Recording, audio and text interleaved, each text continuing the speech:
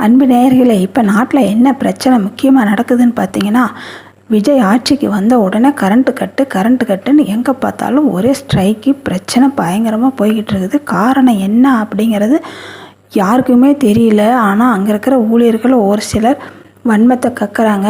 இந்த ஆட்சி வந்தது பிடிக்காதவங்க இப்படி ஃபீஸை பிடுங்கிட்டு போகிறதும், அந்த கரண்ட்டு கட் ஆகிட்டா போய் அந்த வேலையை உடனே செய்கிறதில்ல அப்படின்லாம் கம்ப்ளைண்ட் பண்ணுறாங்க. இருக்கலாம், இல்லாமையும் இருக்கலாம். அது யாருக்கு தெரியும்?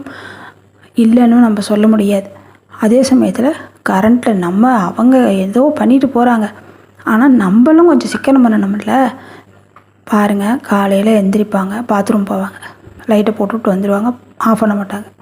அப்புறம் கிச்சன் போவாங்க, கிச்சனில் போய் லைட்டை போட்டுவிட்டு சாப்பாடு செய்வாங்க. அதை எரிஞ்சுக்கிட்டே கிடக்கும். அதுவும் அப்படியே கிடக்க வேண்டியது தான். அடுத்தது அடுப்பாங்கரையில் அப்போல்லாம் அடுப்பாங்கரைனா வேறு. அப்புறம் அந்த ஸ்மெல் வரும் சாப்பாடு செய்கிற இடத்துல, அதுக்கு ஒரு ஃபேனை போடுவாங்க, அது ஓடிட்டே கிடக்கும். எப்படி பாருங்கள். அப்புறம் பசங்களை ஸ்கூலில் அனுப்பிவிட்டு வந்து ஃபேனை போட்டு தான் படுப்பாங்க கொஞ்ச நேரம். அது அவ்வளோ வேலையாம். இப்போத்து பொண்ணுங்களை சொல்கிறேன் நான்.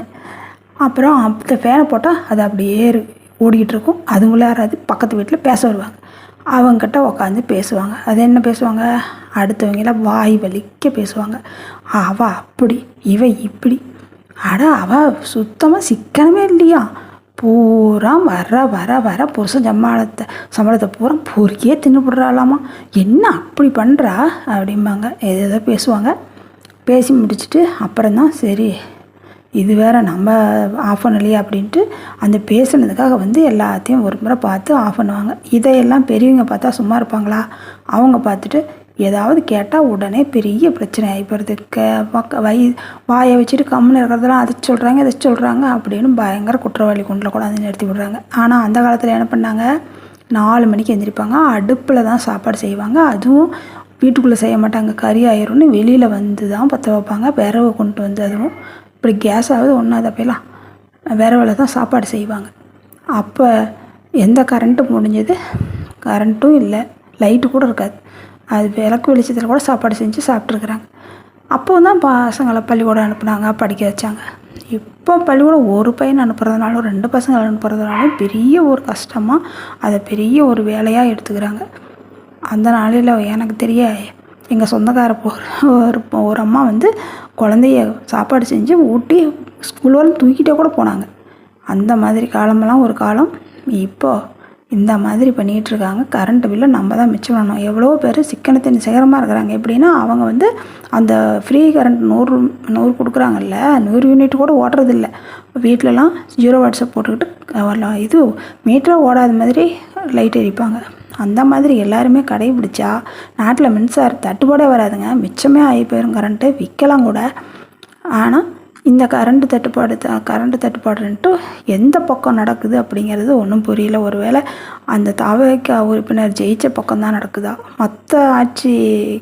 மற்ற கட்சிக்காரர் ஜெயித்த பக்கம் நடக்குதா அப்படிங்கிறதுலாம் ஒன்றும் புரியல.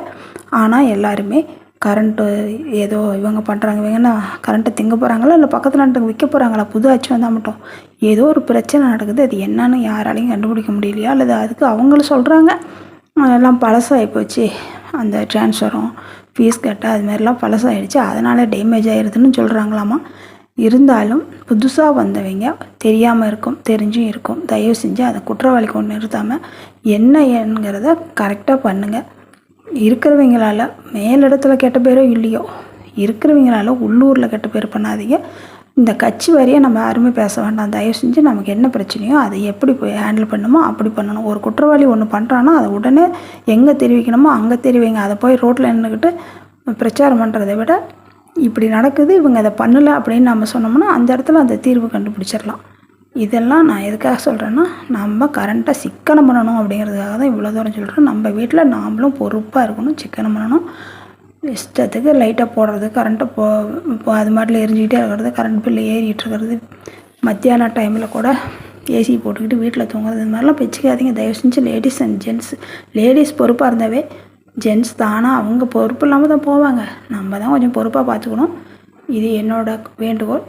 உங்களுக்கு பிடிச்சிருந்தா தயவு செஞ்சு எல்லாருமே வீடியோவை பார்த்து லைக் பண்ணுங்கள், ஷேர் பண்ணுங்கள், சப்ஸ்கிரைப் பண்ணுங்கள்.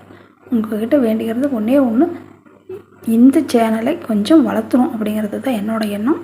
நான் வந்து வெளியில் ஒரு ஊருக்கு போயிருந்தேன். அங்கே வரும்போது எடுத்த வீடியோ தான். அந்த பசுமை நிறைந்த இடமா இருக்குது. ஒவ்வொரு இடமும் சூப்பராக இருக்குது பாருங்கள். தருமபுரி மாவட்டம் அரூர் ஏரியா